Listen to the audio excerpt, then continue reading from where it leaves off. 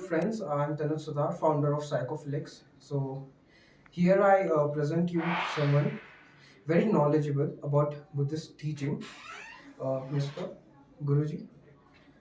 So our audience would like to know about what Buddhism practices, how it can help how it can help people to improve their psychological well-being, how they can face the psychological problems, they can deal with it, and how the basic principles and the core concepts of Buddhism can help people to improve themselves at a mental or psychological level. So okay. So, first of all, thank you for the wonderful question. Uh, yes, in my opinion, right, so far I have studied Buddhism. So, in my own experience, the Buddha's teaching is all about to know yourself better, to realize your basic nature, right? So, here, when I say to know yourself or to realize your nature, in Buddhism, we talk about the Buddha nature.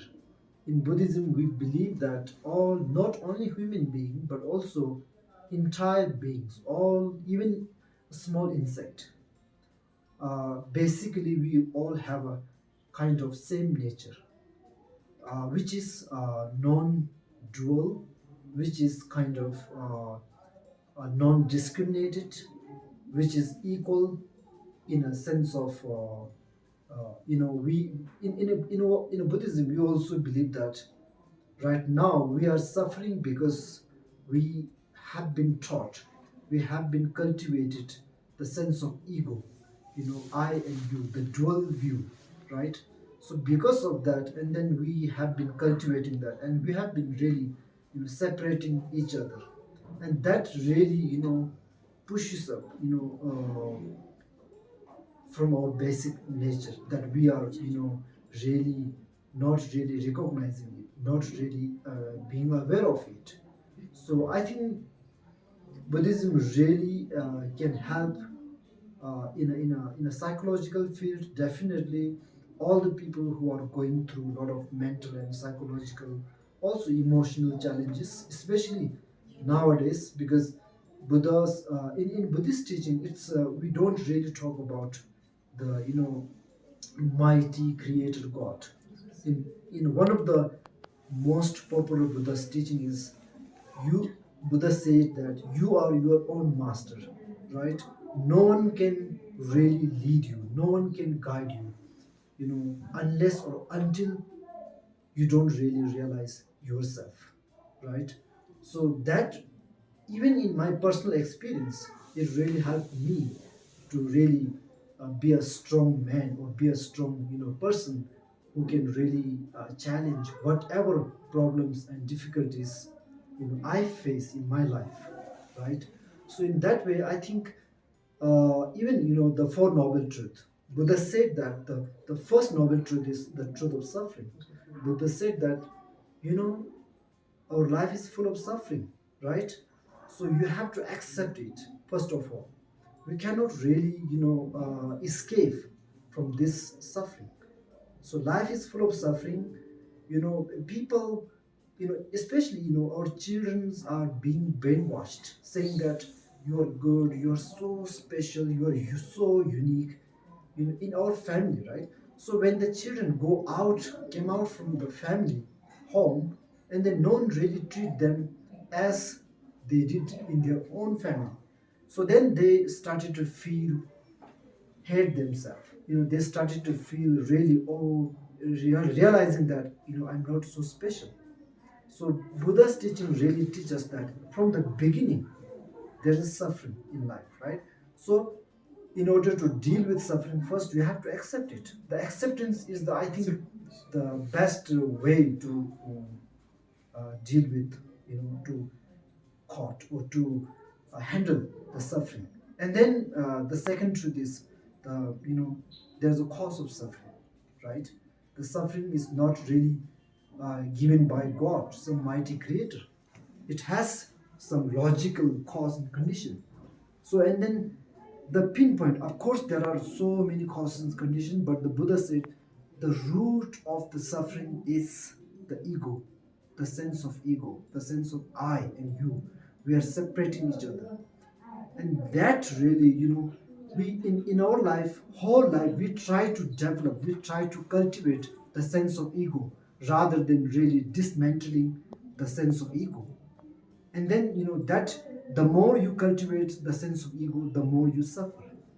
you know the only way to reduce the suffering is really to treating all beings in equal sense, to dismantling. The more you try to dismantle or deconstruct the sense of ego, the more you feel emotionally, mentally, even physically, the more you feel relaxed and peace. So that's the second novel truth. I can go more, but yeah, I think you can. It seems you have more questions. Uh, so you have talked about two truths. What about the third and fourth one? How you Yeah, can?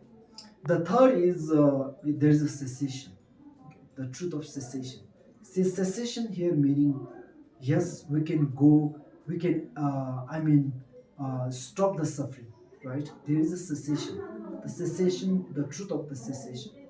Cessation here means when Buddha said the cessation is really up just taking out the cause of the suffering, which is sense of ego, right?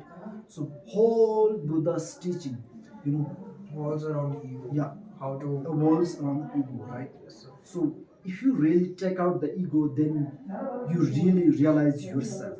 You really experience your true nature, which is, I think, equal to all beings.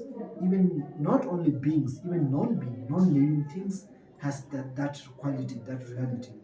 In Buddha's teaching, so many times you can find the example of the sky, blue sky, and the example of the moon, full moon. So the sky does not really have the sky does not really discriminate. I'm gonna appear this place, and I'm not gonna appear this place. So it's the nature of the sky, the nature of the moon is just without discrimination. It just appear all over the world, all over the place. So I think, yeah, that kind of sense, that kind of experience, that kind of knowledge, that kind of wisdom, we try to develop, we try to really cultivate. And that's the third. And the last noble truth is in Sanskrit we call it marga, which is the method to realize the cessation. So in which Buddha talked about the eightfold path: right view and right meditation, right effort, etc.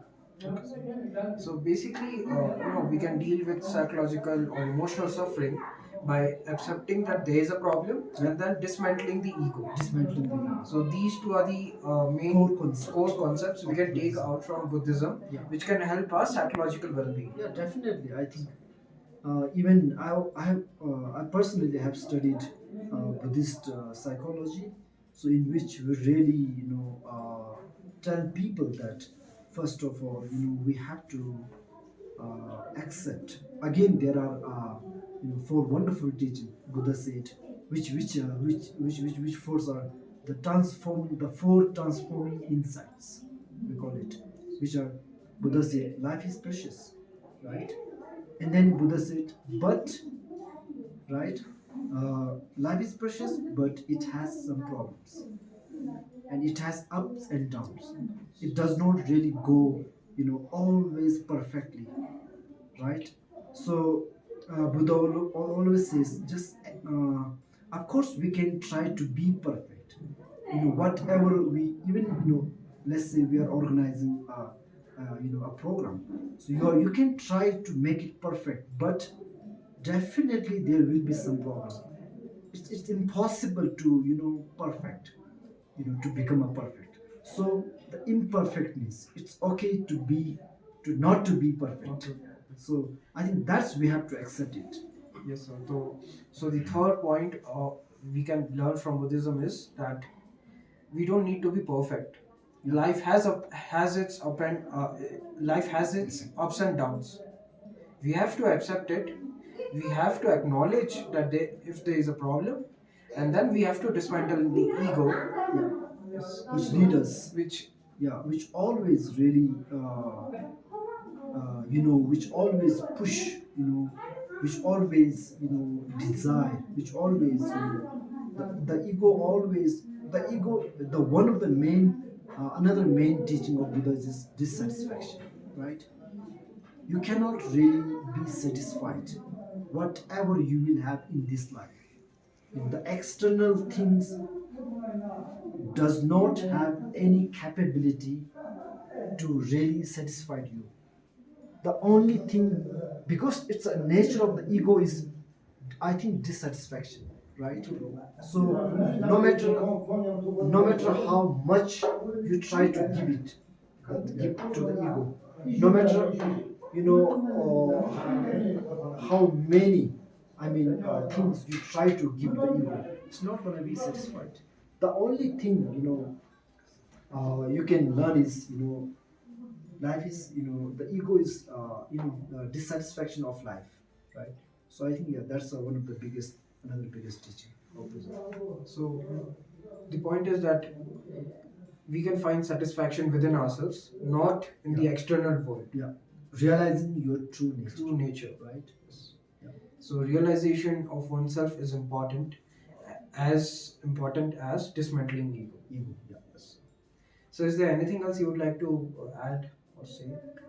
And the last thing I would like to add is, there's one shloka in Sanskrit, but in which Buddha said that, you know, even don't really accept my teaching just because of I'm Buddha. Just analyze it, no matter, whether you are, so very great high scholar, or you're a great practitioner, you don't, even you are just lay people, right? You don't need to be accept my teaching just because of I said it. Just analyze it through your own experience, and if you feel, this is, there is some logical, if you feel yes, this is correct, then you can accept it. And that, I think, shloka, it really hits me. That's the reason why, I'm following Buddha's teaching, right? So there's so much of freedom in Buddha's teaching, so I really like it. And then another teaching, as I said before, you are your own master. No one can really, protect you apart from yourself. I think those are so wonderful teaching in my life, and I think this can also inspire so many people as well. Yes, sir. So thank you so much for your precious time. I'm sure that the audience will learn a lot from Buddhism teaching, and it has provided us with various insights on how we can improve our psychological well-being, how we can protect ourselves from mental problems, and how to handle emotional ups and downs in our life.